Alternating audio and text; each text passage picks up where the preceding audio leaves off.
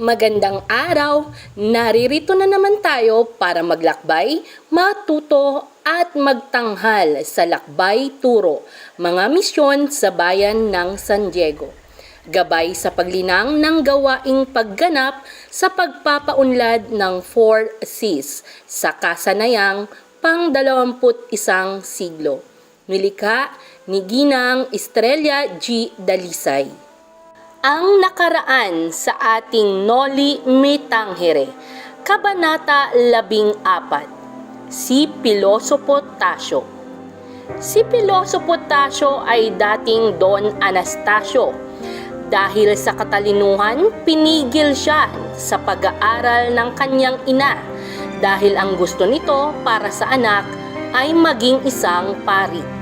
Dumako tayo sa ating tampok na kabanata para sa araw na ito, ang Kabanata 15 hanggang Kabanata 18. Kabanata 15, ang mga sakristan.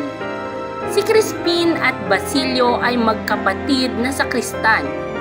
Nagtatrabaho sila sa simbahan na taga-kampana na sinuesweldohan lang ng 2 piso kada buwan.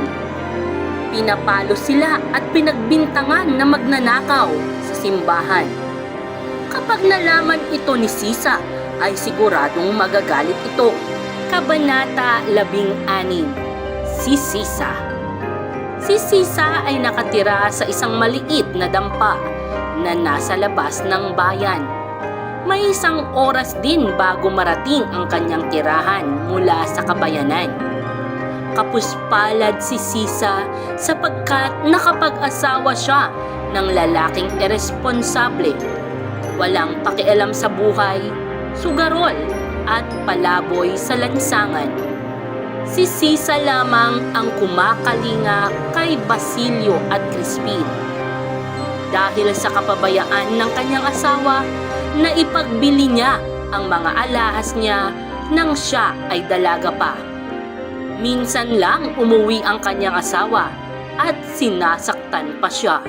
Kabanata 17, si Basilio.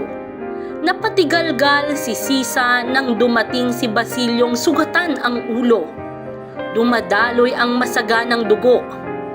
Tinanong ni Sisa kung bakit naiwan si Crispin. Sinabi ni Basilio na napagbintangan na nagnakaw ng 2 onsa si Crispin. Hindi niya sinabi ang parusang natikman ng kapatid sa kamay ng sakristan mayor. Kabanata 18, mga kaluluwang naghihirap. Dumiretso si Sisa sa kusina ng kumbento. Nakiusap si Sisa sa tagapagluto kung maaari niyang makausap ang pari. Pero sinabi sa kanyang hindi sapagkat may sakit ito. Tinanong niya ang tagapagluto kung nasaan si Crispin. Ang sagot sa kanyang tanong ay parang bombang sumabog sa kanyang pandinig. Si Crispin ay nagtanan din pagkatapos na makapagnakaw ng 2 onsa at pagkatapos ay nawala na ang magkapatid. Naipagbigay alam na ng alila sa utos ng kura ang pangyayari sa kwartel. Ang mga gwardiya sibil ay maaaring nasa dampana ni Sisa upang huliin ang magkapatid pagdiin pa ng alila.